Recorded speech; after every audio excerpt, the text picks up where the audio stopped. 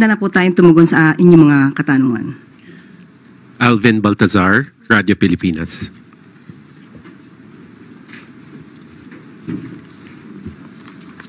Yusek, good morning po. Yusek, if I'm not mistaken, matatapos na yung extension ni General Marbil sa June 4, kasi tapos na yung election.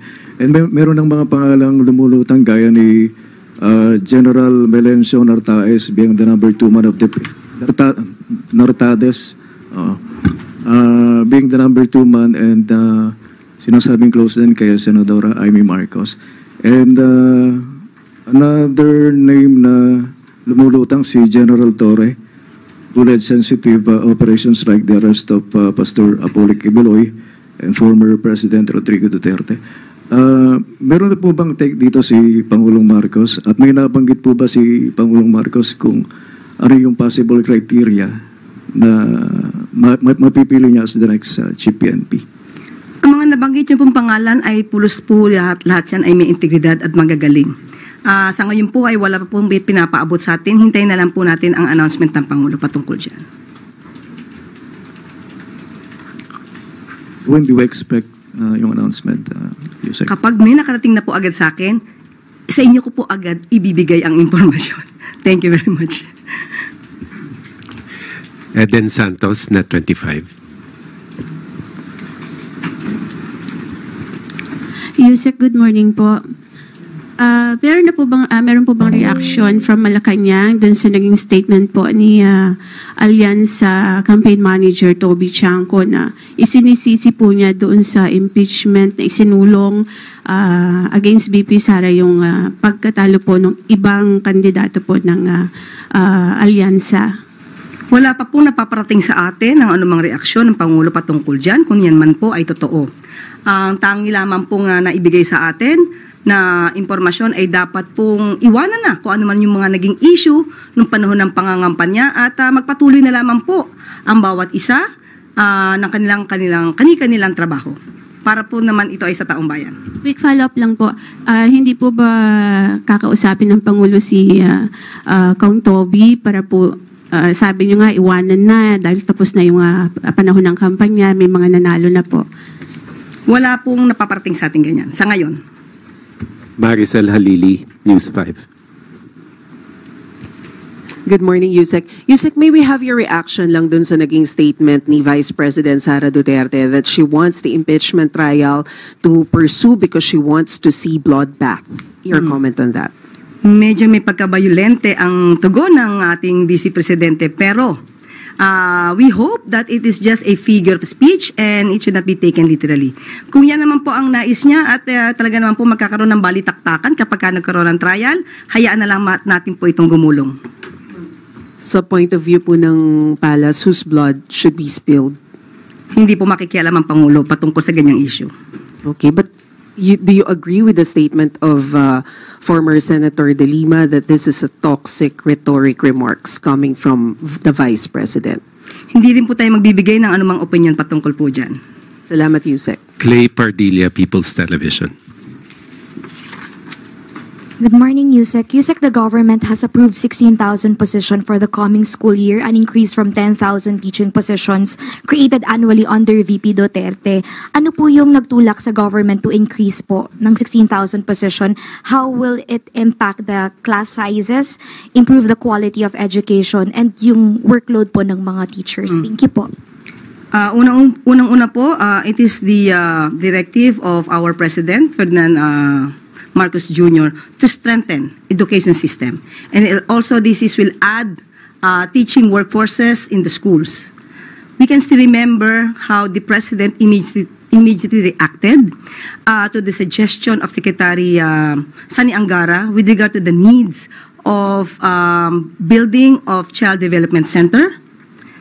The President immediately asked that the funds be released for that purpose.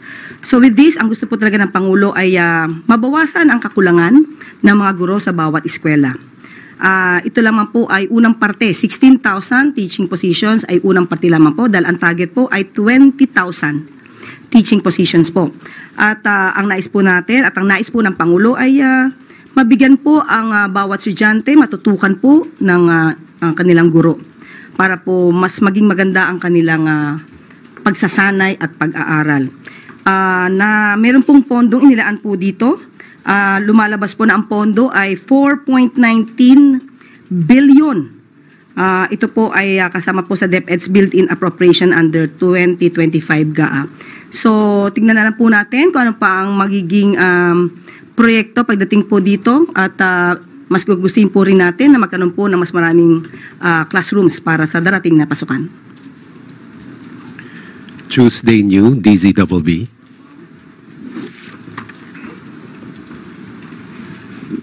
Good morning, ma'am. May utos po ba si Presidente kung meron man kaugnay ng problema po ngayon sa Visayas about the condition of the San Juanico Bridge? Kasi po medyo apektado na po yung mga residente, mga negosyante, at saka yung local economy doon. Ito lamang po ang una natin ipaparating. Ito'y ayon sa ating Pangulo. Ang pag-rehabilitate po, masasabi natin makakaroon ng pag-apekto no? Sa taong bayan, sa concerned citizens na nandoon sa lugar. Pero tignan po natin ito sa mas positibong aspeto dahil ito po ay rehabilitation. Mas na naisin po talaga na maiwasan kung ano maaaring idulot ng disgrasya kung ito man ay hindi maaayos na maaga. So, sa ngayon po ay nagkaroon po ng blue alert. Ibig sabihin na sa heightened alert ang mga concerned agencies para po matugunan, marespondihan kung ano man po ang pangangailangan ng mga tao na aapektuhan. Nagkaroon na rin po ng multi-task force at magkakaroon din po ng public assistance desk on both sides doon sa bridge at may 24-hour patrol unit na rin po for safety monitoring. Magkakaroon din po ng weighing station para madetermina yung mga vehicle na pwedeng dumaan. At ito po rin ang ipinangako ng DPWH, magkakaroon po ng 13 shuttle buses, 24/7 service para dun sa mga tao na maapektuhan para po magamit po ang lugar dahil light vehicles lamang po ang maaaring gumamit dito. So, pansamantala yun po at mayroon pong pakikipag-ugnayan ang DPWH sa LGUs at sa PPA para how to ferry the buses of passengers na maaaring maapektuhan po. Sam Medinilla, Business Mayor.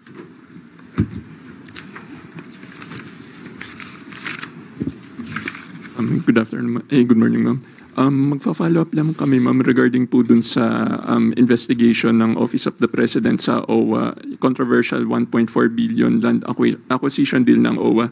Aside from former administrator Arnel Ignacio, may iba pa po bang other OWA officials na na-sanction or natanggal sa position dahil po dun sa nasabing transaction? Sa ngayon po ay under investigation pa po ang lahat at kung meron pa pong iba mga opisyal na involved dito, magkakaroon po ng aksyon. Kung sila may tatanggalin, sususpindihin at maagarang investigasyon po ang kinakailangan dito. Tapos, na-determine na po ba ng Office of the President if yung fund na nagamit for that controversial transaction is nanggaling po dun sa OWA fund, OWA GAA fund, or dun sa OWA Trust Fund? Sa initial na investigasyon, hindi po affected ang OWA Trust Fund, pero iniimbestigahan pa rin po kung may nagamit. Pero initial po na investigasyon, wala daw po. As of this moment. Thank you, ma'am. Okay. Thank you very much, Yusek Claire.